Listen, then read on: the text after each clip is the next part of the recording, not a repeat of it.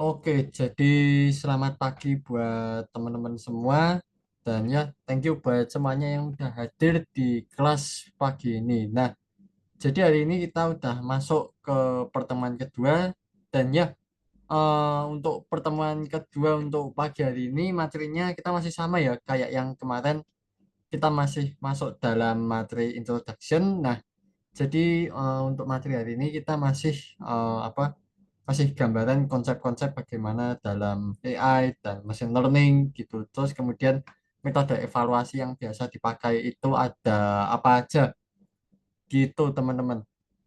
Oke, ya. Jadi hari ini kita mulai dulu ya dari beberapa tools yang biasa kita pakai itu ada apa aja sih.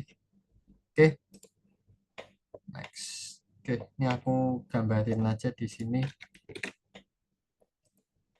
Oke, jadi tools yang biasa dipakai sebagai AI engineer atau machine learning engineer itu ada banyak teman-teman. Cuman ini aku bakal list dulu dari yang prioritas atau yang paling sering kepake sampai yang nggak terlalu kepake teman-teman. Oke. Oh ya, kalau misal teman-teman ada yang mau tanya-tanya bisa langsung potong aja di chat, bisa langsung tanya di chat atau lewat apa mic juga boleh gitu. Oke, jadi ini ada beberapa tools yang paling sering digunakan dalam ML Engineer. Nah, oke, jadi toolsnya tuh sangat-sangat variatif dan macam-macam ya teman-teman di sini. Oke, jadi tools pertama itu sebagai data processing tools. Data processing tools. Oke, data processing tools. Jadi fungsi dari data processing tools itu untuk apa sih? Jadi data processing tools itu biasa digunakan untuk membersihkan data, memproses data, dan mengekstrak data. Gitu. Bisa juga untuk join dan menggabungkan data-data dari sumber lain. Nah, contohnya gimana sih? Contoh, misal teman-teman mau apa? Ngegabungin data antara CSV dataset dengan data dari database gitu. Itu juga bisa ya teman-teman kalau misal mau digabungin. Nah, itu bisa pakai beberapa data processing tools di sini. Oke, jadi ini aku bakal list yang pertama yang paling sering kepake itu adalah Pandas. Oke, jadi Pandas ini adalah tools apa? Tools data frame, tools data processing tools yang paling sering kepake. Nah, teman-teman kalau misal nih mau masih awal-awal masih terjun di dunia data science atau data analysis atau bahkan AI ML engineer, teman-teman harus paham dulu sama cara kerja Pandas gitu. Nah, teman-teman kalau mau belajar Pandas di mana sih? Nah, bisa cari aja di sini Pandas documentation. Nah, ini. Nah, teman-teman kalau misal nih mau belajar dasar-dasar data processing kayak mengekstrak column, terus kemudian nampilin data frame, kemudian edit dataset dan lain-lain, ya belajar aja di sini. Terus ini tinggal klik di getting start. Ya ini cuma install aja sih. Terus ini ada beberapa tutorial di sini. Nih kayak contoh nih, how do I select a data frame dan lain-lain gitu. Nah, ini teman-teman bisa pakai Pandas data frame di sini. Nah, ini contoh buat nampilin 5 data teratas. Nah, ini bisa pakai nih Pandas data frame. Nah, terus ini juga ini fungsinya yang di baris pertama ini buat memilih apa? Dua kolom aja gitu. Dan lain-lain. Terus ini buat ngecek jumlah apa? Jumlah dataset yang kita punya itu berapa baris sih gitu. Terus ya Pandas data frame itu juga punya kelebihan lagi. Dan ya kalau ini filter-filter ini buat lebih kayak data analisis sih sebenarnya. Ini bisa juga dipakai. Terus teman-teman kalau misal mau dashboarding ya, kalau mau filtering itu juga bisa pakai Pandas. Ya, kayak gini. Dan untuk bahasanya pun mirip kayak SQL sih, cuman dalam bahasa Python. Tekniknya sama gitu. Terus ya kurang lebih gini. Terus nih buat summarization di sini. Nah, ini Pandas Data Frame itu juga bisa buat statistical analysis. Contoh nih, teman-teman mau cari mean. Mean itu adalah nilai rata-rata.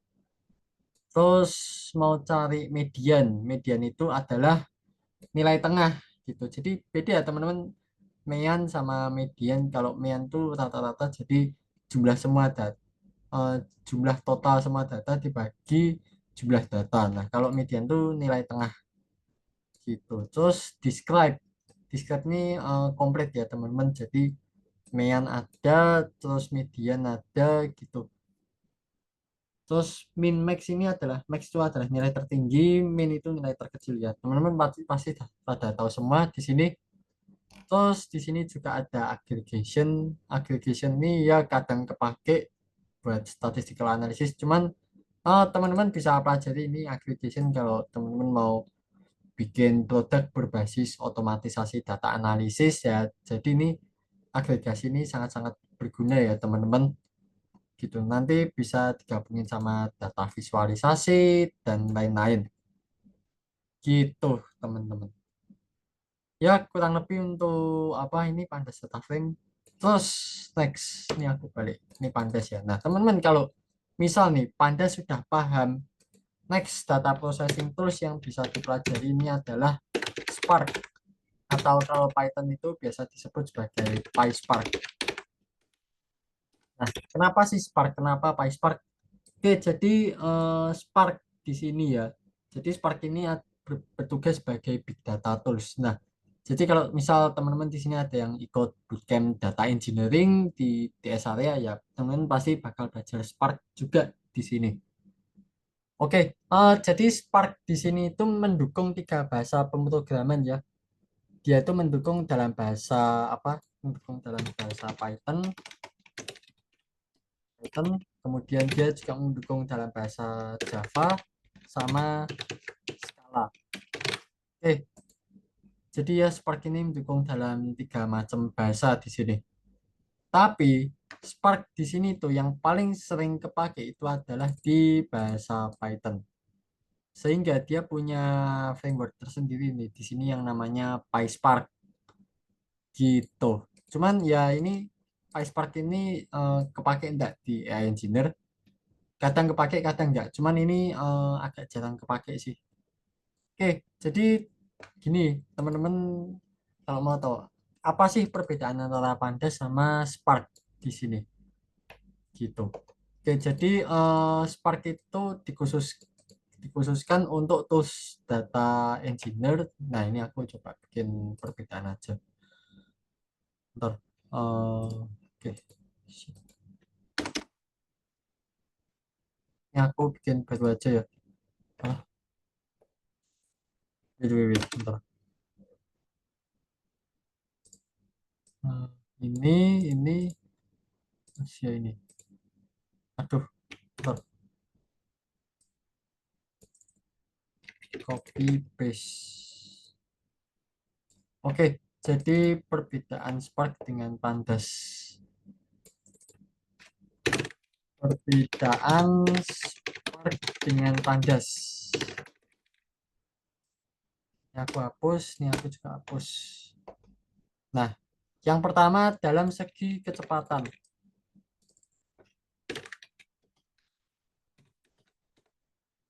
Nah, yang pertama Spark bisa memproses data kurang lebih ya, plus min kurang lebih 7 kali lebih cepat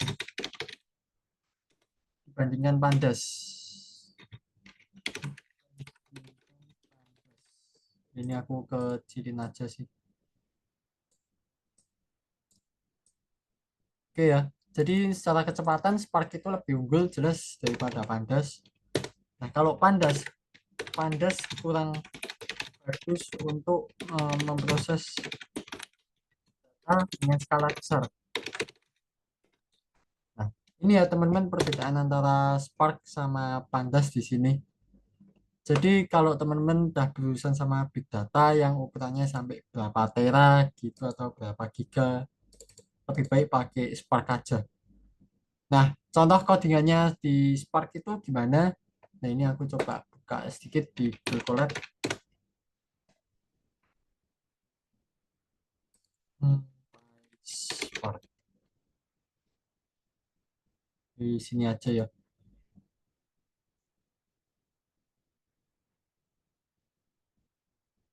Oke, jadi PySpark tergantung ya teman-teman mau nyoba di lokal atau di Google Colab. Cuman saranku kalau teman-teman masih belajar, coba aja di Google Colab karena kita untuk install cuma tinggal gini aja, pip install PySpark. Nah, tapi kalau teman-teman mau install di lokal di PC sendiri, nah itu teman-teman harus ya itu agak ribet ya, harus setting Java dan lain-lain gitu. Setting environment di dalam PC atau laptop teman-teman gitu. Nah, ini yang pertama biasa kita install PySpark besar ya ukurannya. Nah, ini PySpark 351. Cuman saranku install aja kalau PySpark itu versi 343 gitu karena lebih stabil dan mendukung berbagai macam database, contoh PostgreSQL, Snowflake, MySQL gitu. Terus ya ini contoh dari cara penggunaan untuk PySpark itu lebih ribet, kurang lebih kayak gini. Nah ini aku coba share aja. Tapi secara query sebenarnya sama kayak Pandas, cuman ya ini PySpark ini bisa dibilang sedikit lebih sulit daripada Pandas karena secara bahasa pemrograman itu lebih berbelit-belit gitu. Nih aku coba share di chat.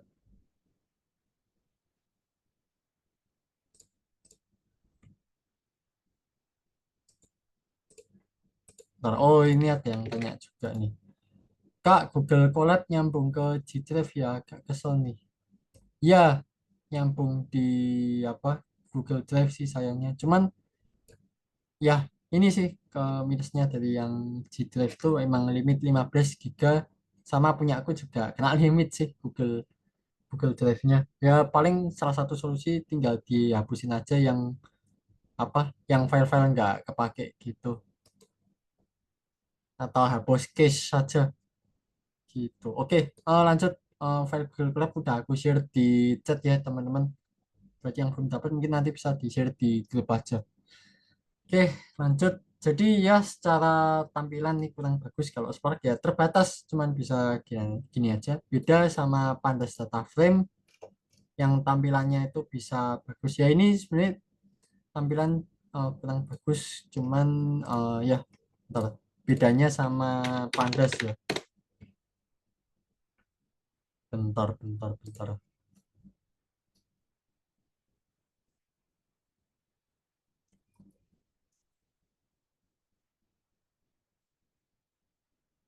Gak lama. Ya oke. Jadi Pandas tuh tampilannya bisa dibilang cukup baik sebagai data frame. Kalau dibandingin sama PySpark ya, PySpark memang terbatas, cuman kelebihannya itu ada di performa. Dan ya kurang lebih kayak gini. Ini juga data processing tools bisa dikonekin ke database juga. Terus ya oke. Ya ini pengenalan sedikit ya buat PySpark teman-teman. Cuman ya PySpark itu sebenarnya nggak semata-mata buat apa? Nggak semata-mata buat data processing aja ya. Nah, ini PySpark itu sebenarnya bisa digunakan untuk apa? Machine learning modeling juga. Ini perbedaan yang kedua, ML modeling. Pandas tidak bisa digunakan untuk ML modeling. Jadi Pandas itu tidak mendukung fitur machine learning modeling ya. Jadi kalau mau machine learning modeling bisa pakai apa? Scikit-learn gitu.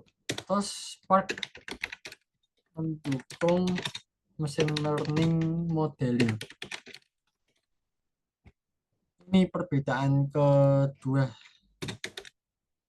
Nah, kalau teman-teman masih penasaran nih sama machine learning modeling di Spark itu kayak gimana sih? Nah, ini bisa lihat aja di PySpark. Oke, oke di sini ya. Ini buat tutorial mungkin nggak sebagus kayak apa, nggak sebagus kayak Pandas, cuman ya ini bisa Word, ini bisa dilihat-lihat juga. Nah, bisa cek di sini machine learning. bentar, classification and regression di sini. Nah, ini macam-macam ya. Ini bisa mendukung classification, bahkan clustering kayak yang udah kita bahas kemarin. Nah, terus modelnya juga macam-macam. Di sini kita contoh ambil satu di decision tree. Dan ya, di sini sebenarnya apa Spark tuh bagus. Dia juga mendukung untuk machine learning modeling juga. Cuman ribet nih importnya banyak kayak gini. Tapi menurutku kalau mesin learning mending pakai apa? Mending pakai scikit-learn aja sih daripada pakai Spark gitu. Terus ya ini ada contoh random forest dan lain-lain gradient boost gitu.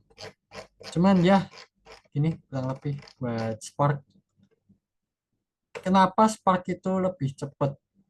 Karena Spark metode kerja dalam Spark itu kurang lebih seperti membagi tugas. Nah, ini contoh nih, ini Pandas. Ntar nih aku copy paste. Ini Pandas. Nah, Pandas itu kenapa sih kok lambat kalau dibandingin sama Spark? Nah, jadi Pandas itu dia benar-benar ngerjain solo, teman-teman. Jadi dia benar-benar nggak minta bantuan, jadi ya dia ngerjain sendiri. Nah, sedangkan Spark dia itu kalau ngerjain tas data processing dan lain-lain itu dia membagi tugas ke node satu, terus ke worker 2, worker worker 3, terus ke worker 4 dan lain-lain. Jadi ya sistem kerja di Spark itu lebih ke membagi tugas gitu, teman-teman. Jadi ya itu kenapa Spark lebih cepat. Nah, kurang lebih ini major difference ya, perbedaan besar antara Pandas sama Spark. Terus balik ke data processing tools. Yang ketiga ada yang namanya Polars. Oke, jadi Polars Polars ini mirip dengan Pandas ya. Cuman bedanya apa sih Polars sama Pandas? Jadi ini aku kopas saja.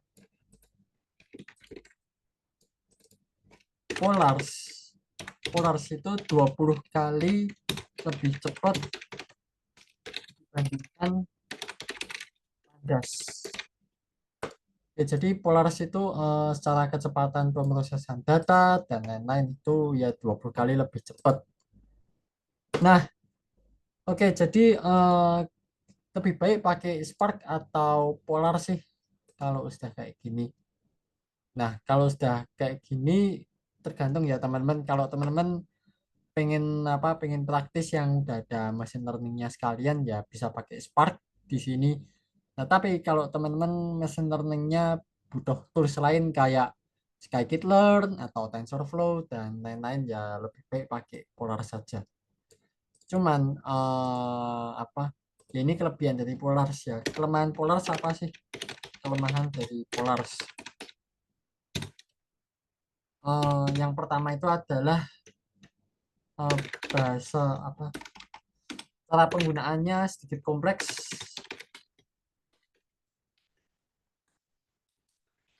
Terus yang kedua itu ada beberapa fitur data processing yang tidak ada di Polars tapi ada di Pandas. Ya, jadi ini kelemahan dari Polars ya. Jadi ada beberapa data processing yang nggak ada di Pandas, terutama kayak di text processing gitu. Jadi tapi kelebihan dari Polars itu ya dia 20 kali lebih cepat dibandingkan Pandas. Tapi ya minusnya tuh juga Polars tuh agak-agak inkonsisten gitu. Nah, teman-teman kalau misal mau belajar Polars nih, bisa cari aja di sini Polars. Dan ya, ini dokumentasi dari Polars Data Frame ya, teman-teman. Ini tinggal di docs Python. Terus ya di sini ada macam-macam buat usage-nya tuh buat ngapain aja gitu. Oke, ini aku skip aja ya. Next. Oke. Kita udah belajar data processing tools di sini. Next, yang selanjutnya setelah data processing tools ini aku pindah ke bawah aja. Oke, next setelah kita belajar data processing tools, yang next kita adalah database. Nah, database, database ini macam-macam ya teman-teman. Yang pertama, kalau teman-teman misal nih mau belajar belajar dulu tentang database, itu teman-teman bisa belajar pakai MySQL. MySQL itu apa database yang teman-teman bisa pelajari pertama ya kalau misal masih awam sama yang namanya database. Nah, terus kalau misal nih teman-teman mau nyoba install MySQL tuh bisa pakai apa sih? Nah, teman-teman bisa install yang namanya MySQL Workbench. Nah, ini tinggal download aja. Cara makainya juga gampang ya. MySQL Workbench tinggal go to download page, terus ya download salah satu aja gitu. Oke, ini aku exit. Kita balik. Terus yang kedua. Nah, ini adalah database yang paling sering kepake dalam kerjaan. Adalah PostgreSQL. PostgreSQL. Nah, jadi PostgreSQL ini agak sedikit lebih rumit dibandingin MySQL dan sedikit lebih kompleks. Kenapa? Ya, ini yang pertama ya. Yang pertama adalah instalasi PostgreSQL itu lebih rumit. Jadi yang pertama teman-teman itu harus ini install PostgreSQL. Jadi bukan Ubuntu sih. Nah, jadi ya teman-teman nggak cukup kalau cuma install dari sini aja. Terus cari versi gitu, download the installer. Nah, ini pertama-tama harus download ini dulu installer dari EDB di sini.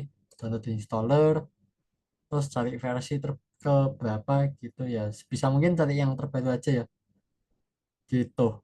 Versi 18, 17, 16. Nah, setelah install ini, nah ini teman-teman belum bisa apa jalan secara interaktif. Bisa, cuman kalau mau ngejalinin PostgreSQL harus lewat command prompt atau terminal gitu. Nah, next step-nya apa sih? Teman-teman bisa install yang namanya pgadmin. Pgadmin 4. Bisa install di sini. Jadi pgadmin ini fungsinya sebagai user interface dalam PostgreSQL ya, teman-teman. Kalau mau download tinggal di sini, terus download di apa nih Windows. Ya nanti tinggal source code dan lain-lain gitu. Oke, bentar. Aku balik. Nah, PG admin tuh ya nanti teman-teman bisa lihat sendiri ya kayak gimana. Terus yang ketiga, nah kalau misal nih teman-teman perusahaannya masih apa sifatnya korporat atau masih sistem hierarki, perusahaan yang kuno-kuno gitulah. Nah, itu yang biasa dipakai itu adalah Oracle sebagai database. Dan selain Oracle itu ada Microsoft SQL. Jadi ya, ini database yang biasa kepake ya. Gitu. Terus next setelah database sama data processing tools, kita juga bakal bahas apa? Nah, ini data visualization. Data visualization. Oke, data visualization yang pertama itu adalah data visualization itu matplotlib. Sama matplotlib yang kedua adalah seaborn.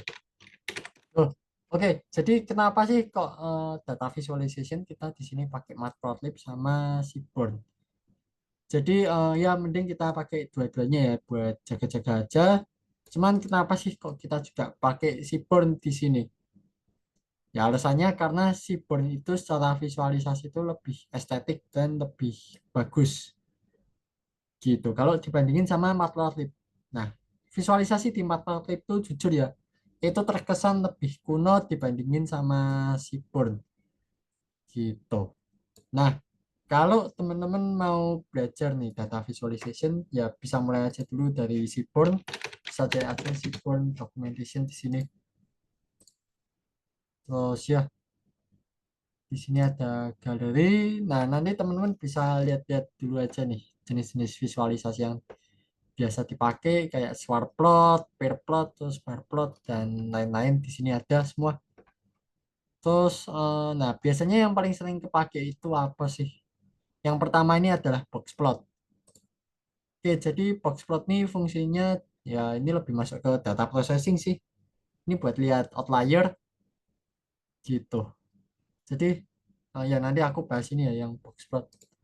Terus yang kedua di sini ada scatter plot, ya ini nggak usah dijelasin. Ini ada pair plot, heat map. Oke, heat map ini juga penting teman-teman. Jadi ya heat map itu biasa dipakai untuk correlation heat map untuk melihat korelasi antar fitur gitu. Korelasinya tuh berbanding lurus atau terbalik gitu. Nah, selain dua ini ada lagi nggak sih sebagai data visualization tools ada namanya itu adalah PyPlot. PyPlot ini kalau misal teman-teman mau bikin visualisasi interaktif bisa cari aja di sini PyPlot. PyPlot tutorial. Eh, oh bukan salah, aku lupa nama plotnya apa sih. Ya, tapi ada kalau misal mau interaktif gitu ya. Aku lupa. Cuman ya, bukan PyPlot sih. PyPlot nyata dalam Matplotlib. Cuman dua ini yang paling sering kepake teman-teman. ggplot ggplot itu sebenarnya masuk dalam bahasa R sih. R ya itu juga boleh itu kepake cuman kalau di Python nggak ada gitu. Ya ada sih ggplot masuk juga gitu. Terus machine learning. Kita ada masuk machine learning ya. Machine learning tuh dibagi dua sih, ada yang tradisional, ada yang apa, ada modern. Nah, yang pertama tuh yang biasa kita pakai adalah scikit-learn. Scikit-learn ini fungsinya untuk tradisional machine learning modeling ya, teman-teman. Nah, kalau mau ngelihat apa tradisional machine learning pakai scikit-learn, nah ini bagus buat pemula ya. Bisa lihat di sini scikit-learn documentation. Oke, bisa dilihat di sini. Nah, ini macam-macam, ada classification, ada regression, ada clustering di sini. Terus di sini juga ada lagi dimensionality reduction. Nah, dimensionality reduction ini sama kayak yang udah kita bahas kemarin. Ini masuk ke apa unsupervised learning. Nah, ini aku bahas dulu yang di sini ya. Jadi dimensionality reduction yang paling sering kepake itu adalah PCA. Gitu. Nah, jadi ya ini aku sekalian bahas ya. Jadi cara kerja PCA itu kayak gimana sih? Contoh, contoh ya. Ini ada tabel ini terus sebenarnya aku gambar garis saja. Terus ini di sini garis lagi satu dua tiga empat terus lima enam. Oke ya, ya kayak gini ya kurang lebih untuk tabel. Kita punya satu dua tiga empat lima enam tujuh gitu. Nah, jadi cara kerja PCA itu kayak gimana sih? Contoh kita punya satu 2 3 4 5 6 7. Kita punya 7 fitur ya di sini. Nah, nanti karena 7 fitur ini dianggap terlalu besar, ya aslinya tidak besar sih. Nah, 7 fitur ini nantinya bakalan kita ekstrak dari 7 fitur ini tinggal menjadi contoh kita tinggal punya 4 fitur aja gitu. Jadi fungsinya itu untuk memperkecil ukuran dataset. Jadi yang awalnya kita punya 7 fitur, nah nanti setelah kita lakukan PCA itu tinggal 4 aja gitu. Ini buat PCA ya. Terus next kita di sini ada apa? Classification. Nah, ini kita juga udah bahas kemarin. Nah, terus buat modelnya itu macam-macam teman-teman, ada decision tree, ada naive Bayes dan lain-lain, super vector machine. Nah, cara kerja modelnya itu gimana? Nah, itu bakal kita bahas besok Minggu di pertemuan ketiga. Kita bakal bahas classification regression itu cara kerjanya itu kayak gimana. Nah, cara makainya pun juga gampang ya teman-teman di sini. Contohnya aku ambil satu SVM. Nah, kita tinggal panggil aja nih library from SQLearn import SVM nih contoh data aja. Terus, nah ini kita kan punya data kan X, Y ini X itu sebagai fitur, Y itu sebagai target variabel di sini. Nah, nanti tinggal kita define dulu di baris ke sini, terus setelah di define kita tinggal fit, kita tinggal masukkan data apa, fitur sama target variabel. Nah, ini buat ke training. Oke, ada yang tanya di sini. Perlu tidak belajar matematis untuk machine learning? Matematika biasanya itu lebih ke data analis sih. Jadi kalau misal data analis mau mengetahui tentang statistika yaitu pelajari aja dasar-dasar statistika kayak outlier dan lain-lain gitu. Jadi ya cukup pelajari statistikanya aja. Cuman kalau rumus-rumus gitu kayak rumus cara kerja mesin learning tuh kayak gimana sih gitu ya, jaga-jaga menurutku tetap pelajari aja. Kalau misal interview kerja ditanyain di apa, di Goto, di Gojek, Tokopedia atau di Grab tuh biasanya ditanyain rumus-rumus. Kalau untuk dapat dataset dummy itu Kaggle. Betul. Ya, kalau teman-teman mau belajar-belajar gitu, mau pamer portofolio di LinkedIn ya, ambil aja di Kaggle itu ada banyak banget. Kalau di portofolio untuk interview kerjaan pakai data dummy boleh, boleh-boleh aja asalkan teman-teman paham sama konsep kenapa sih pengambilan insight-nya kayak gini, kenapa sih teman-teman pakai metode apa data cleaning yang kayak gini, terus cara baca data yang kayak gini itu gimana sih, sama bagaimana cara ambil kesimpulan. Boleh, nggak apa-apa data dummy gitu. Oke, ini aku next saja dulu ya. Oke ya, kurang lebih buat apa machine learning. Nah, lanjut. Ini aku hapus saja ya. Hapus, terus ini aku hapus. Ups. Wait. Oke, tradisional machine learning kita udah. Next. Nah, kalau yang modeling itu biasanya pakai TensorFlow atau apa, PyTorch sebagai framework. Oke, dan machine learning. Cuman kita nggak selalu wajib dipakai apa TensorFlow atau PyTorch ya teman-teman. Cuman kalau tas kita masih simpel-simpel gitu ya cukup scikit-learn aja sebenarnya udah bagus ya. Tapi kalau udah berhubungan sama sentimen analisis dan lain-lain ya ini bisa dicoba pakai PyTorch gitu. Nah, next ya aku lupa bahas tadi, ada visualisasi ini ya, benar. Kita balik lagi ke sini, Seaborn, Seaborn Documentation. Oke, kita balik lagi di sini galeri, terus ada box plot, save image, dan di sini. Nah, ini kita bakal bahas box plot dan cara bacanya itu gimana. Ini aku cari aja box plot, image, contoh box plot. Oke, jadi cara baca box plot tuh kayak gini ya, teman-teman. Ini aku coba zoom. Save images, ya save ini saja loh. Box plot. Oke, ini aku balik ke sini. Box.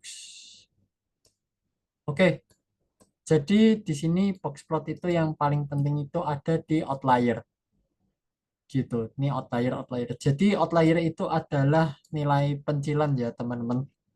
Jadi nilai yang jaraknya itu terlalu jauh.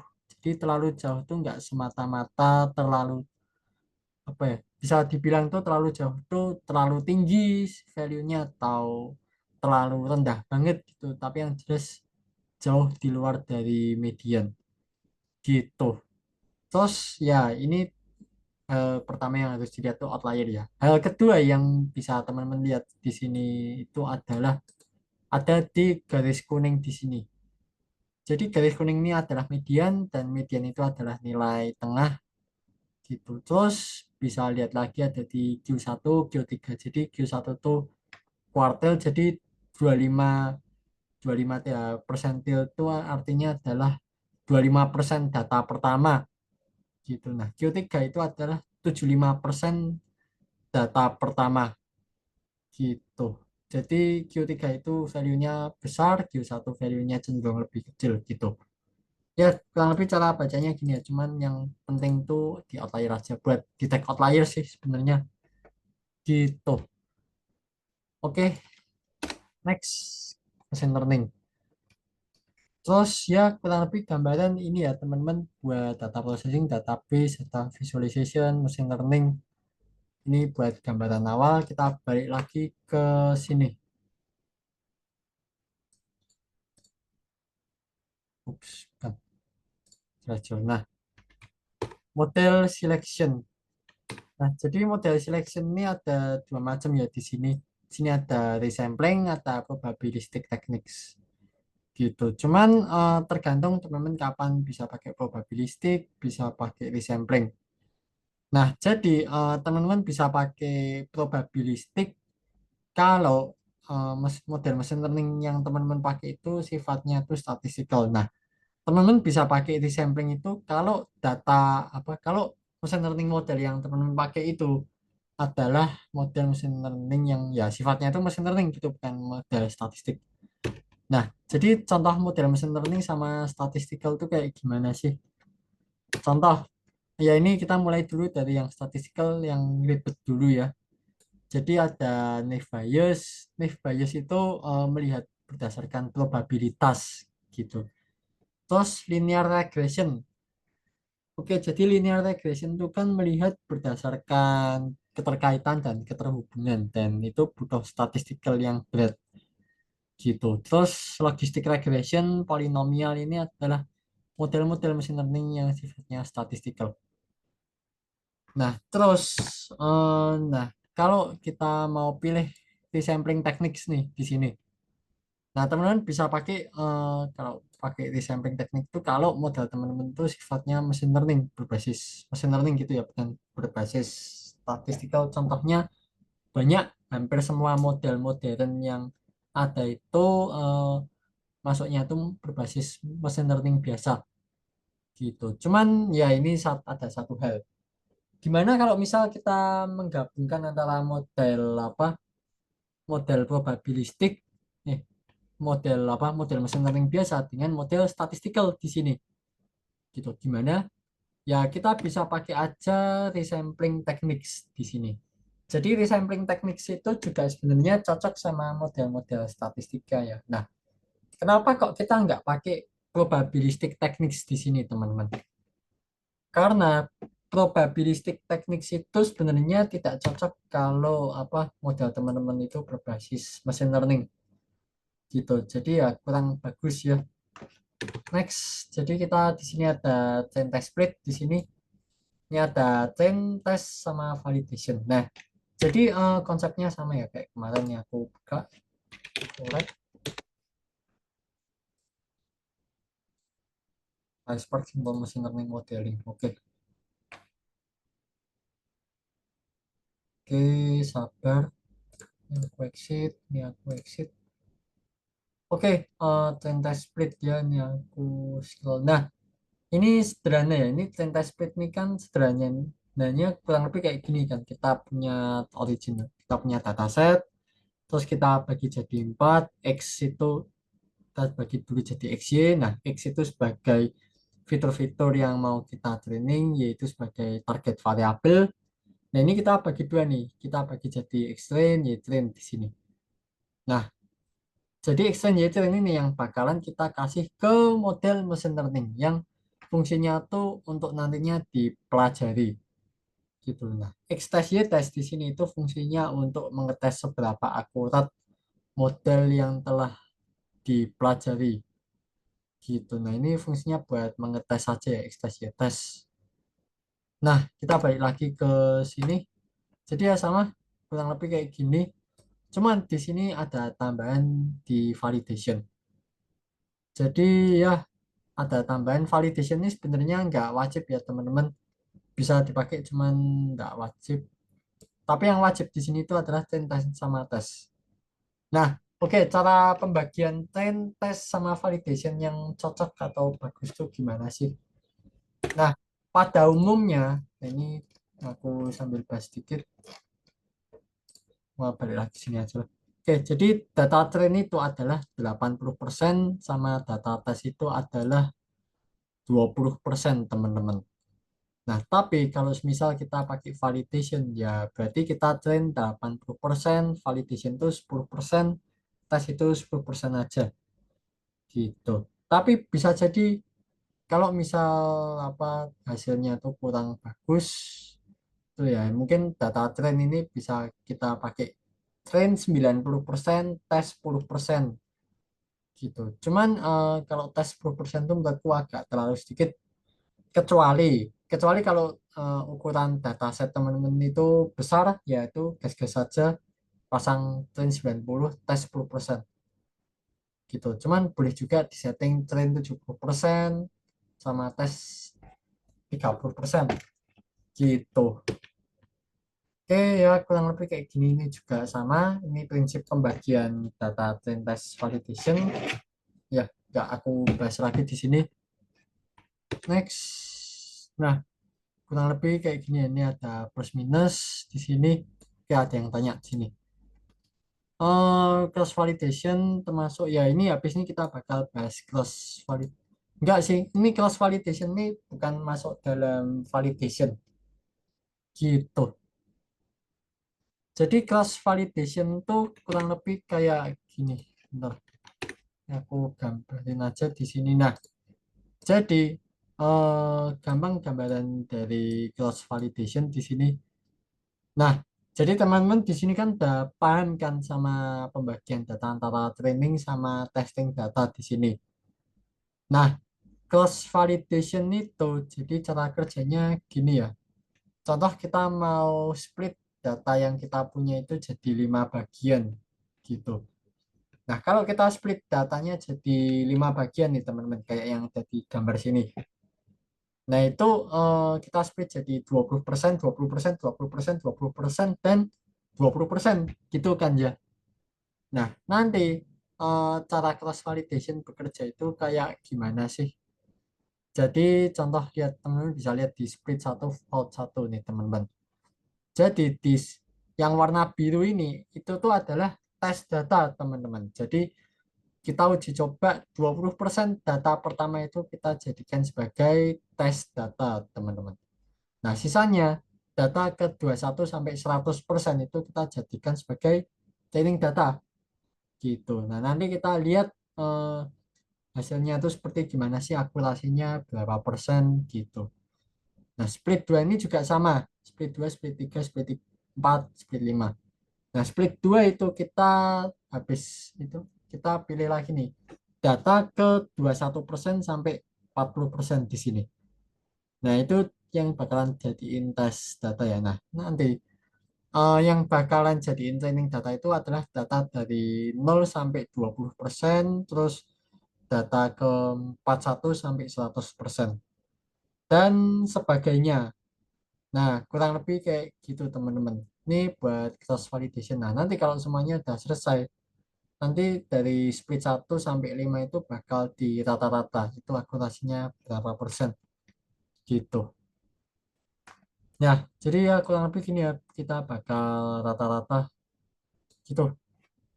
Next, kita ada apa lagi sih di sini? Cross validation, terus feature selection. Oke. Feature selection di sini ini sebenarnya agak jarang kepake dalam apa? Agak jarang dalam AI ML engineer gitu. Ini ada filter base dan lain-lain. Ya, fokus saja di sini. Nah, oke, jadi di sini ada beberapa filter base ya. Ini lumayan jarang kepake, cuman bisa juga dipelajari aja.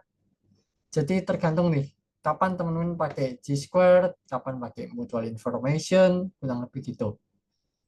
Kapan pakai Pearson, kapan pakai Spearman, gitu. Nah, jadi buat apa feature selection ini kurang lebih ini tugas data scientist sama data analis. Kalau buat AI engineer, machine learning engineer itu jarang ya teman-teman. Nah, cara bacanya kurang lebih gini. Kalau misal nih input variabel teman-teman itu kategorical di sini. Nah, output variabelnya itu apa sih? apa ini? Output variabelnya contoh kalau numerical. Nah, kalau outputnya itu numerical dan inputnya categorical. Nah, ini teman-teman bisa pakai ANOVA sama Kendall gitu. Nah, tapi di sini yang paling sering itu adalah ANOVA gitu. Jadi ya Kendall ini jarang kepake ya teman-teman. Tapi kalau input teman-teman categorical, output teman-teman categorical juga. Nah, teman-teman bisa pakai G-Square atau Mutual Information gitu. Nah, tapi kalau disuruh pilih nih, G-Square atau Mutual Information sih yang paling bagus. Nah, yang paling sering kepake itu ada di G-Square, teman-teman. Nah, terus contoh lain lagi nih di sini. Kalau misal nih input variabel teman-teman itu salah satu fitur ya, contoh itu sebagai numerical, terus outputnya itu sebagai numerical di sini. Nah, numerical tuh teman-teman bisa pilih Pearson atau Spearman di sini. Ya, ini dua-duanya kepake ya, teman-teman. Jadi, dua-duanya sama-sama populer dan sering kepake. Tuh, nggak kayak Kendall atau Mutual Information. Tuh, next. Jadi, di sini ada wrapper base juga. Di sini ini juga agak jarang sih kepake. Ini aku next-next dulu aja. Nah, oke, yang supervised learning. Oke, ini supervised mungkin kita bahas di besok minggu aja ya. Karena ini materi buat di hari apa? Ini materi buat machine learning modeling. Jadi besok minggu kita bakal bahas supervised, unsupervised gitu sama ada beberapa contoh code, cara interpretasinya kayak gimana gitu. Jadi ya ini ada rumus teman-teman bisa diapalin dulu aja ya. Kalau misal di apa pertanyaan interview ditanyain gitu. Terus ini ada multi-layer perceptron, ini sebenarnya udah masuk ke deep learning. Multi-layer perceptron itu menggunakan arsitektur neural network, teman-teman. Dan ya ini aku skip aja langsung masuk ke evaluation matrix. Oke, jadi evaluation matrix ini buat regression ya. Ini kita mulai dulu dari apa? Bentarnya. Ini aku copy evaluation matrix matrix. Oke, ada yang tanya di chat sini. PPT-nya boleh di-share, boleh sebentar-bentar. Aku coba share.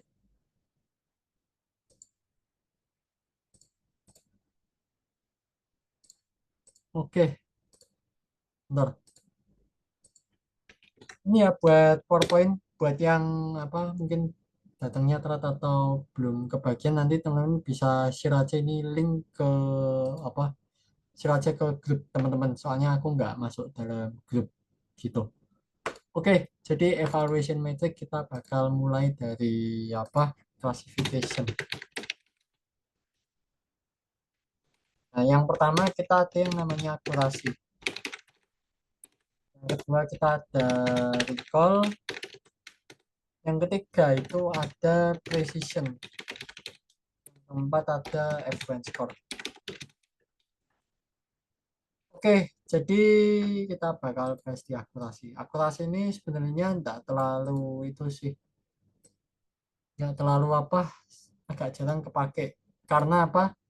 Karena yang biasa kepake itu ada di recall sama precision, teman-teman. Nah, jadi akurasi itu biasa kepake kalau misal teman-teman bikin project berbasis computer vision. Ya, project-project deep learning itu biasanya kita pakai akurasi ya, computer vision, VR gitu. Nah, terus kita bakal bahas recall sama precision. Oke, ini agak tricky ya, ini agak susah. Nah, recall. Recall itu manajemen resiko. Jadi istilahnya tuh kayak gimana ya? Istilahnya tuh kayak jaga-jaga. Jaga dianggap dianggap jelek gitu. Nah, kayak gimana sih contoh-contoh implementasi kapan kita pakai recall? Yang pertama itu adalah fraud detection, teman-teman. Fraud detection. Oke, jadi fraud detection tuh kurang lebih kayak gini sih. Ada sebuah nasabah yang ingin mengajukan pinjaman sampai 100 miliar. Nah, 100 miliar. Nah, itu kan risiko kan. Nah, jadi perusahaan-perusahaan yang ingin menerapkan apa fraud detection menggunakan model machine learning gitu, nah itu pakai aja recall. Jadi jaga-jaga aja mau orang itu niatnya apa, karena fraud detection itu kan bahaya kan, untuk menghindari kerugian gitu. Nah, itu kita bisa pakai aja recall di sini gitu. Nah, terus precision. Precision ini sebenarnya ya sering kepake, cuman nggak sepopuler kayak recall ya teman-teman. Jadi fungsi dari recall itu buat jaga-jaga. Nah, tapi precision itu untuk menghindari biaya lebih dalam menangani risiko gitu. Jadi contohnya kayak gimana sih? Contohnya itu adalah spam detection. Nah, kadang kan itu kan apa, email spam detection yang teman-teman terima itu contoh ada apa, email yang seharusnya tuh nggak spam tapi dimasukkan dalam spam. Nah, akibatnya itu adalah teman-teman tidak bisa melihat email karena masuk dalam spam gitu. Nah, ini buat contohnya ya. Terus contoh lain lagi nih, precision. Itu adalah ada di chat sensor. Nah, chat sensor tuh kayak gimana sih? Contoh di game Mobile Legends. Nah, chat Mobile Legends ya mungkin teman-teman di sini dah pada tahu kan apa, player-player Mobile Legends kan toksik-toksik semua, hobi miso-miso kayak asu, bajingan gitu itu. Nah, kan hobi miso-miso ngomong gak jelas gitu. Nah, kadang Mobile Legends itu ada beberapa error teman-teman. Kadang kata-kata kayak anjing atau babi. Nah, jadi kata-kata kayak gini tuh bisa aja kena kena sensor. Padahal kata-kata kayak anjing babi ini kan nggak kasar ya teman-teman gitu. Jadi ya ini karena nggak kasar, jadi playernya itu kan kesel kesel sendiri gitu. Loh, padahal aku nggak ngomong kasar nih, tapi kenapa sih kok aku bisa kena sensor padahal cuma ngomong anjing babi gitu. Nah, sebaiknya kata-kata kayak gini nggak perlu disensor gitu. Nah, kecuali kalau udah misuh gitu atau bicara kasar, bicara kotor gitu ya, itu harus disensor gitu teman-teman. Nah, ini gambaran sederhana dari evaluation metric. Nah, terakhir kita ada F1 score. F1 score itu penyeimbang antara precision dan recall. Oke, jadi ini F1 score. Kalau misal nih teman-teman bingung mau pakai recall atau precision, ya solusi terakhir teman-teman bisa pakai F1 score gitu. Nah, terus yang evaluation matrix dalam classification tuh kita punya confusion matrix. Nah, confusion matrix itu ada false positif, false negatif. Nanti teman-teman bisa lihat di sini contoh confusion matrix. Oke, jadi cara gampangnya tuh kayak di sini ya, bentar-bentar. Bentar aku tunjukin yang gampang dibaca aja.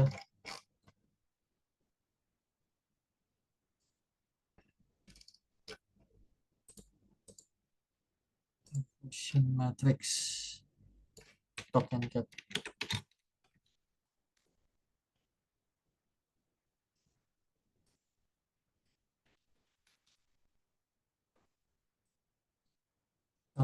Di sini confusion matrix. Nah, jadi ya, malah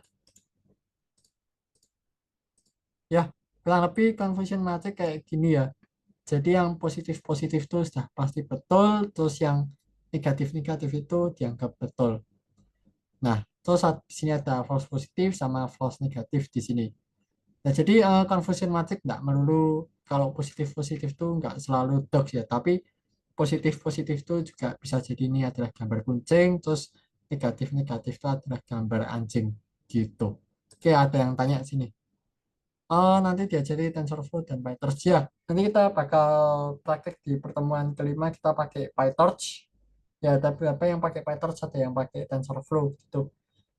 Nanti kita belajar sama belajar parameter-parameter dalam deep learning itu ada apa aja gitu. Nah, itu termasuk dalam apa deep learning sih. Oke, jadi ya kurang lebih kayak gitu teman-teman. Oke, jadi oke materi hari ini kita cukup. Terus next terakhir di sini. Ini kita bahas di pertemuan kelima aja ya karena multi-layer perceptron ini masuk ke neural network dan ini masuk ke deep learning gitu. Terus ini ada ya relutan Hasik mode ini sebagai apa? Sebagai activation function ini parameter dalam deep learning gitu kita bakal bahas pertemuan kelima. Terus ya ini ada evaluation matrix di sini. Di sini, bentar. Oke, evaluation matrix di sini. Ini ada 4 macam. Ini evaluation matrix untuk regression ya teman-teman. Di sini ada R squared, di sini ada MSE, MAE, sama RMSE. Nah, di antara 4 ini, mana yang paling sering kepake? Nah, kalau teman-teman mau pilih ya, jadi di sini yang paling sering itu adalah R squared gitu. Terus kalau misal teman-teman mau pengen tahu jarak seberapa jauh sih hasil prediksi dengan hasil yang sebenarnya gitu. Nah, itu teman-teman bisa pakai mean squared error, MAE atau RMSE. Jadi itu squared R squared di sini tuh fungsinya kurang lebih sama kayak akurasi dalam classification prediction. Cuman perbedaannya itu adalah R squared itu kita bisa menghasilkan nilai negatif. Gitu. Jadi nilai negatif itu adalah nilai yang sudah hasil model kita itu sangat-sangat jelek dan nggak layak gitu. Jadi sebisa mungkin R squared itu harus hasilnya positif. Contoh kayak 0,80, 0,70 itu sudah bagus teman-teman. Cuman ya jangan sampai aja minus. Jadi R squared itu tentang value-nya itu antara -1 sampai 1 gitu teman-teman. Nah, oke. Jadi ya ini materi perkenalan paling tambahan aja teman-teman pelajari exploratory data analysis kayak apa nih Seaborn, Seaborn, Seaborn, Seaborn, Seaborn. Oke, galeri. Nah, teman-teman bisa pelajari sendiri buat exploratory data analysis. Cuman paling penting di sini ada box plot, terus di sini ada line plot, di sini terus di stop plotnya agak jarang kepake ya. Kecuali kalau mau pakai time series analysis gitu, sama heat map tuh biasa kepake buat correlation analysis kayak gini teman-teman. Oke, jadi ya ini materi buat hari ini teman-teman. Kalau misal teman-teman pengen mini task atau tugas kecil-kecilan, teman-teman bisa baca-baca sama praktekin EDA ya, exploratory data analysis dengan visualisasi data dari Seaborn di sini. Teman-teman bebas mau pakai dataset apa aja ini bisa dibaca-baca gitu. Oke, jadi materi pagi ini kita udah selesai. Ada yang mau ditanyain dulu? Boleh lewat chat, boleh. Ya oke, Mas dari Purba mau tanya apa? Halo Mas, selamat pagi. Mau Ya, nanya nih, saya masih kurang paham deh gimana itu data training, validation, sama data testing dengan cross validation. Kemudian, apakah ada momen ketika kita generate machine learning itu kita tidak menggunakan validation? Terus kalau datanya sedikit, boleh nggak kita nggak usah menggunakan validation? Terima kasih Mas. oke. Boleh ya, kalau data sedikit kita nggak usah pakai validation. Jadi yang wajib tuh train test saja. Validation tuh nggak wajib-wajib banget gitu. Nah itu kalau sepengalaman saya, validation tuh jarang banget kepake. Oke, chatnya ada. Apakah ada contoh-contoh notebook untuk interview lagi Kak? Notebook interview ya. Oke, jadi interview itu sebenarnya lebih apa ya? Ini interview data scientist itu nggak terlalu susah sih. Interviewnya itu nggak terlalu susah. Apa kalau interview masih interview HR, biasa interview HR tuh cuman ditanyain pengalamanmu itu apa sih? Kamu udah pernah ngerjain project yang kayak gimana sih? Gitu. Jadi ya masih apa? Masih sebatas formalitas saja sih. Kalau interview apa? Interview yang udah technical, teknis gitu ya. Nah, itu sudah mulai agak ribet, teman-teman udah mulai ditanyain, kamu melakukan metode pembersihan datanya itu kayak gimana sih? Terus kamu dalam menjalankan NLP, nah itu NLP pertemuan keempat ya. Nah, cara kamu membersihkan data itu kayak gimana? Kenapa kamu menggunakan metode ini? Terus model machine learning yang biasa kamu pakai itu apa sih?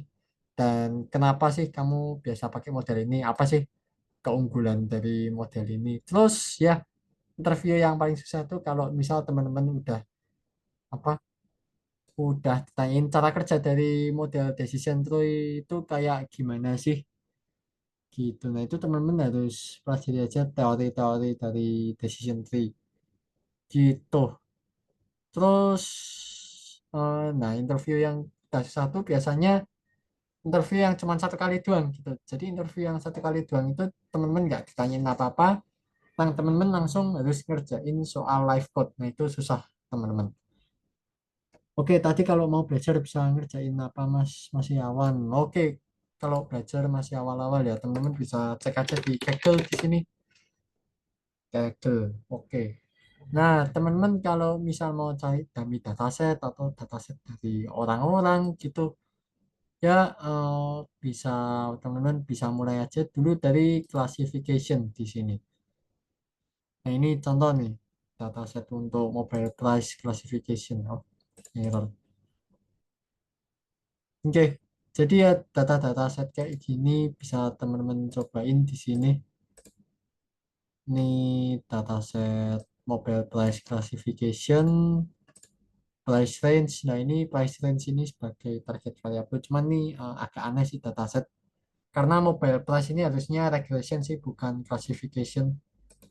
Terus apa lagi di sini? Diabetes health indicator dataset. Di sini ini buat diabetes prediction.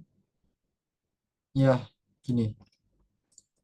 Ya ini apa jumlah data ada banyak, nanti teman-teman bisa data processing sendiri ya gitu, bisa coba-coba bersihin data mana sih kolom yang nanti bakal kepake, mana sih kolom yang itu nggak kepake. Nah jadi ya gini, apa ini kelihatannya kolom kepake semua sih.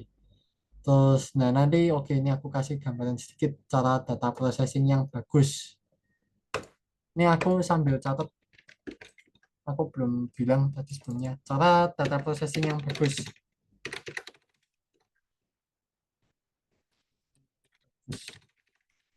Yang pertama, jumlah unique value pada string data type. Jadi string data type itu biasa disebut sebagai objek ya, objek data type. Nah itu cek jumlah unique value-nya ada berapa. Nah, unique value pada apa objek data type itu nggak boleh banyak-banyak ya teman-teman. Jadi kalau banyak-banyak itu bakal dianggap tidak relevan gitu. Kecuali kalau unique value pada string itu bisa masih relevan, masih boleh dipakai kalau apa kolomnya itu adalah contoh seperti provinsi, provinsi, terus stage gitu. Nah ini boleh dipakai ya teman-teman. Cuman kalau bisa ini dipersingkat aja. Contoh kalau provinsi, provinsi itu mungkin di Indonesia kan ada 30-an provinsi dan 38. Nah itu nanti bisa dibagi jadi tiga aja gitu. Nah ini masuk Indonesia bagian barat, Indonesia bagian timur, Indonesia bagian tengah gitu. Terus contoh kalau states di Amerika, nah itu Amerika bisa bagi jadi Amerika Serikat bagian timur, Amerika Serikat bagian selatan, dan lain-lain gitu. Terus yang kedua setelah kita cuma cek unique value ke uh, string string column yang dimana jumlah unique value itu terlalu banyak karena kolom tersebut pada umumnya adalah kolom apa identitas. Jadi ya kolom-kolom yang unique value-nya banyak itu saya anggap sebagai kolom identitas. Contohnya kayak gimana sih? Contohnya itu kayak nama, ID, terus alamat, dan lain-lain. Terus ya sebenarnya kolom-kolom yang sifatnya identitas itu nggak cuma nama, ID, alamat. Yang ketiga itu adalah drop semua kolom identifier. Contoh kolom identifier itu ya kayak yang udah disebutin di atas sini, nama, ID, alamat. Terus ada lagi contoh kayak postal code, terus nama orang tua dan lain-lain gitu. Nah, terus habis drop semua kolom identifier, yang keempat itu adalah check missing value. Kapan kita bisa isi dengan kapan kita bisa isi dengan median atau bisa diisi dengan modus atau bisa diisi dengan lian gitu. Nah, bisa modus. Kapan kita bisa pakai modus kalau data teman-teman data berupa string. Jadi kita bakal cari nilai terbanyaknya itu apa. Nah, teman-teman bisa isi dengan apa? Bisa isi dengan median kalau outliernya banyak. Bisa diisi. Nah, outlier banyak ini biasanya data numerical ya. Jadi median ini tidak berlaku kalau data teman-teman itu string. Nah, teman-teman bisa isi juga dengan mean. Kalau data teman-teman itu bersih, kalau data bersih. Ini juga numerical juga. Kapan kita drop column kalau jumlah missing value di atas 25%.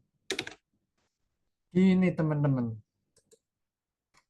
Nah, setelah kita cek-cek semua, drop, terus next step-nya itu adalah kita bakal melakukan apa correlation heatmap.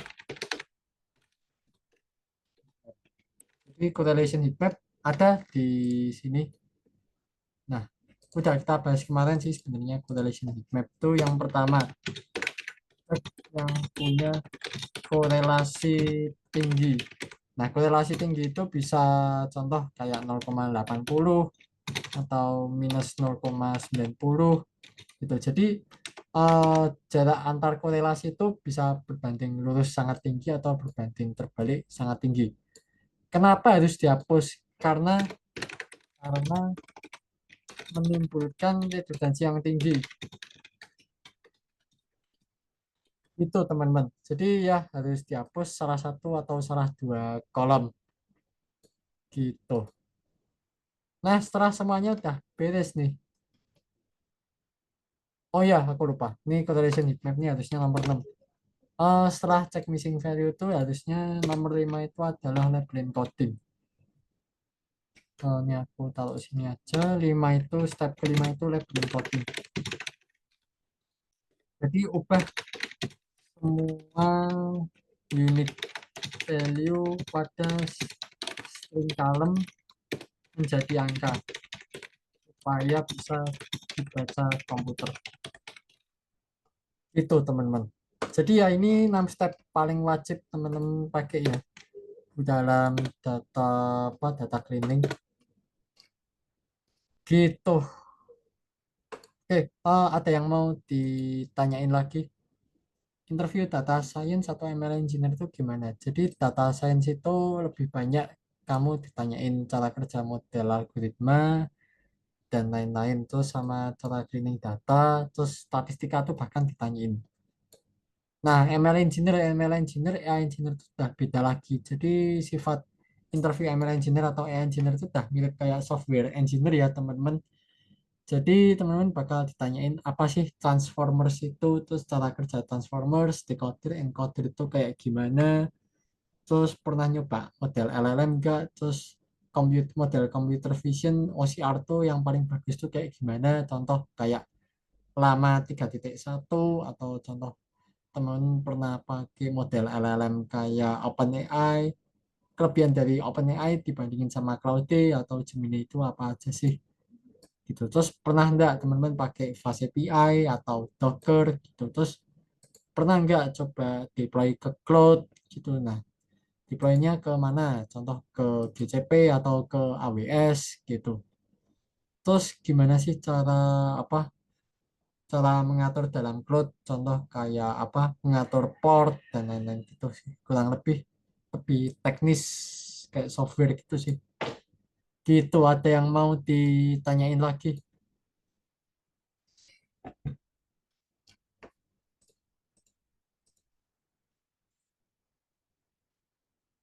Oke, Mas Darli Purba. Mau nanya Mas, itu parameternya gimana ya? Kenapa harus di atas 25%? Ap- Oh, oke oke.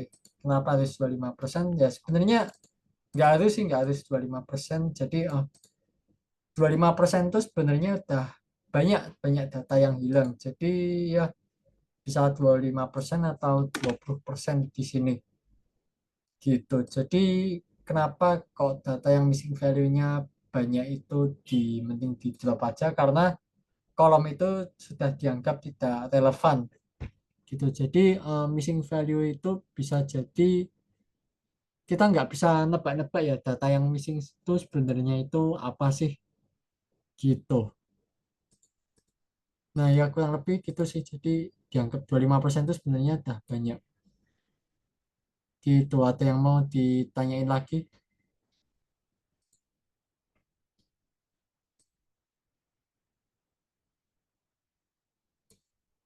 Oke Mas Rifki ada pertanyaan apa? Ya Mas, antara kedua kedua apa namanya TensorFlow atau PyTorch, Hmm, ini lebih baik belajar yang mana dulu ya? Karena misalnya kita belum belajar dua-duanya sama sekali. Nah ini apakah lebih baik PyTorch dulu atau TensorFlow dulu atau gimana? oke. Tergantung ya teman-teman. Teman-teman udah punya skill dalam bidang deep learning atau belum. Terus yang kedua, apakah teman-teman pengen cepat cari kerja atau tidak? Nah, saranku yang pertama, kalau misal teman-teman baru nyemplung di deep learning, saranku teman-teman bisa belajar aja dulu di TensorFlow. Jadi TensorFlow itu adalah framework deep learning. Jadi nanti di pertemuan kelima itu kita nggak belajar apa cara pakai TensorFlow gimana, tapi kita lebih mempelajari bagaimana model tersebut bekerja ya. Nanti aku bakal share juga ya buat beberapa codingan gitu. Nah ini ada learn, sini ada tutorial. Kenapa sih kok kita untuk pertama kali mending belajar TensorFlow? Karena secara dokumentasi itu lebih bagus, lebih jelas. Ini ada macam-macam contoh. Teman-teman mau belajar tentang apa? Image classification nih gitu. Nah ini teman-teman bisa apa setup nih buat masalah coding bisa bisa kopas-kopas saja ya teman-teman nih bisa ini instan bisa teman-teman langsung pakai gitu. Terus di sini ada teks. Nah ini teks ini lebih ke NLP ya. Cuman NLP besok kita nggak pakai TensorFlow. Terus tapi ya boleh kalau teman-teman mau belajar sendiri di TensorFlow. Contoh nih teks and NLP processing gitu. Terus di sini ada audio, generatif, pix to pix. Ya ini juga TensorFlow juga ada sebenarnya. Oke, jadi ya kalau teman-teman masih pemula, masih mau apa baru pertama kali nyemplung TensorFlow dulu. Tapi kalau teman-teman pengen cepat cari kerja, pengen cepat dapat kerja, teman-teman bisa ke PyTorch, bisa belajar PyTorch. Cuman PyTorch ini tidak friendly buat pemula ya. Karena apa? Karena PyTorch itu dokumentasinya tuh agak-agak kurang jelas sih sebenarnya. Nah, PyTorch di sini itu macam-macam ya di sini. Untuk bahasa pemrograman ada pakai Python, ada pakai C++, cuman paling sering itu adalah Python. Gitu. Di sini ya install PyTorch. PyTorch ini lumayan bermasalah teman-teman kalau misal masalah instalasi. Kadang kena error Mac gitu karena apa? Karena ya koneksi gitu. Dan ya kalau misal mau install tinggal ini gitu. Ini lumayan ribet ya. PyTorch terus projects dokumentasi PyTorch. Get start di sini. Ini kan buat install dokumentasi PyTorch mana sih? Run the basic gitu. Terus ini ada beberapa tutorial sih, dataset, data loader, transform, speed build model. Terus bentar coba aku cari-cari ya. NLP from scratch. Nah, ini coba aku buka di sini. Nah, ini prepare PyTorch. Nah, kalau teman-teman mau pakai PyTorch cukup import torch saja di sini gitu. Terus habis itu di sini prepare dataset dan ini lumayan ribet. Terus ya di sini ada Google Colab-nya juga sih. NLP from scratch, prepare dataset. Nah ini kalau misal teman males tinggal di run aja. Gitu. Oke. Jadi ya kenapa belajar PyTorch? Karena 90% kerjaan zaman sekarang itu requirements-nya itu ada yang namanya pasti PyTorch. Contohnya aku lihat di LinkedIn. Bentar di jobs. Oke, di jobs contoh kayak apa? Artificial Intelligence Engineer. Oke, AI Engineer nih aja, Machine Learning Engineer harusnya ada PyTorch sih. Aku kalau F PyTorch. Oh, nggak ada, oke. Ya ini tapi ada Cloud sih. Terus AI Engineer ada PyTorch gak sih? Ya, PyTorch itu pasti ada, terus TensorFlow. TensorFlow ini sebenarnya cuma pencitraan aja sih, nggak wajib. Cuman PyTorch ini yang selalu ditanyain dalam wawancara. Terus contoh di mana nih? Mana ya? Di Shopee di sini PyTorch ada, nggak ada. Oke, ya tapi job zaman sekarang kebanyakan main di LLM sih. Gitu. Ya kurang lebih kayak gitu teman-teman. Oke, ada yang mau ditanyain lagi sambil aja? Mas Ya, mau tanya lagi. ya, Untuk kan tadi Mas bilang ya kalau interview itu kita ditanyain project apa yang sedang dikerjain. Nah, ya. untuk project ini kira-kira apa yang bisa kita kerjain selain dari project-project Kaggle yang mana kan udah banyak yang bilang kalau project Kaggle tuh agak basic gitu ya. Nah, Ya, project yang bisa kita kerjain tuh apa ya? Apa sampai mungkin sampai deploy atau eh, dataset dari mana atau gimana? oke. Oke. Lebih bagus lagi itu nilai plus ya kalau teman-teman bisa deploy. Nah, kalau teman-teman mau sampai deploy itu bisa bikin backend dulu pakai Fast API, terus sebelum deploy bisa bikin Dockerfile. Nah, jadi Dockerfile itu isinya perintah-perintah Linux buat apa? Perintah Linux yang fungsinya untuk ngerun file Python kita, terus buat install-install library dan lain-lain.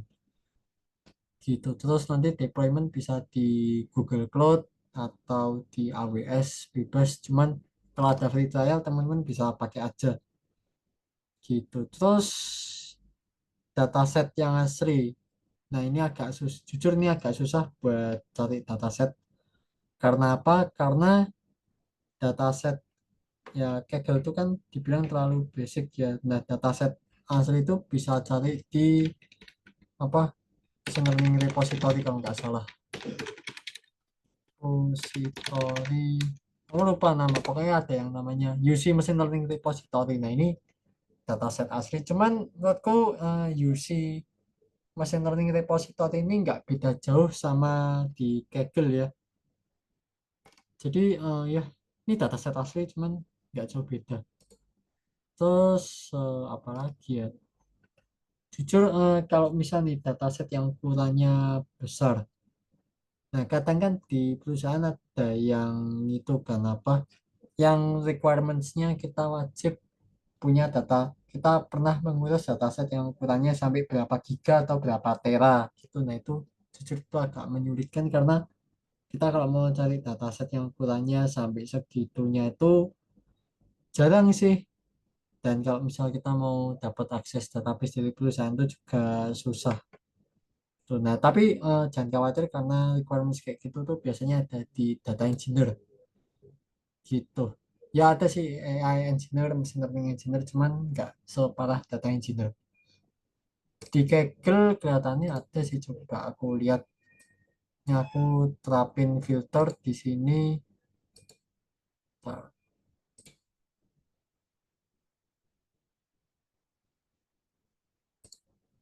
Nah, ini filter, nah ini cari aja minimalnya tuh berapa giga ya, 2 giga contoh. Oke, dataset 2 giga, terus kalau bentar, ini aku coba di apply aja di sini.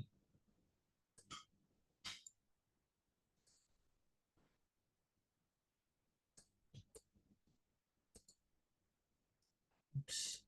Nah, ya ini dataset yang ukurannya 2 giga, cuman dataset yang ukurannya 2 giga itu lebih ke image dataset sih mostly. Ini contoh Steam dataset full multi-modal gaming analytics. Ya, cuman ini 12 giga sih, tapi ini terbagi jadi beberapa dataset gitu. Ini bisa dipelajari juga. Gitu kurang lebih. Ada yang mau ditanyain?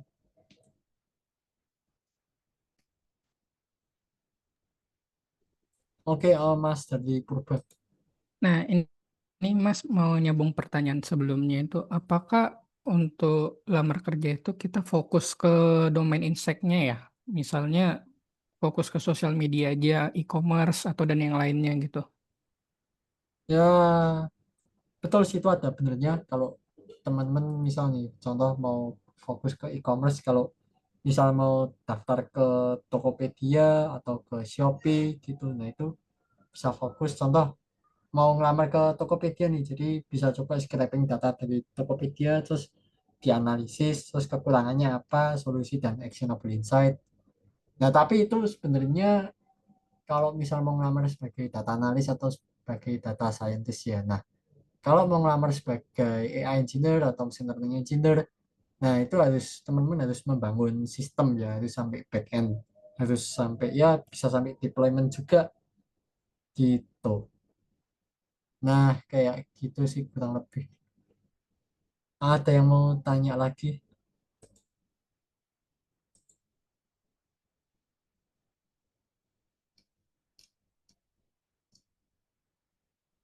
Oke, kalau teman-teman di sini belum ada yang mau tanya, ya ini mungkin ada mini task kayak yang udah aku bilang tadi, teman-teman bisa coba coba di exploratory data analysis di sini.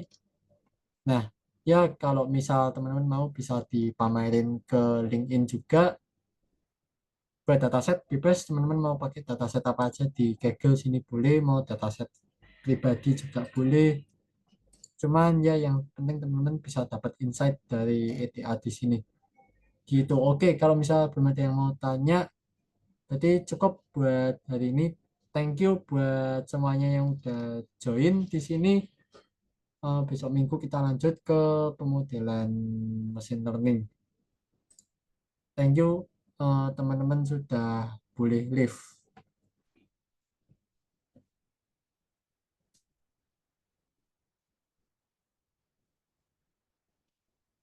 Thank you, sama-sama.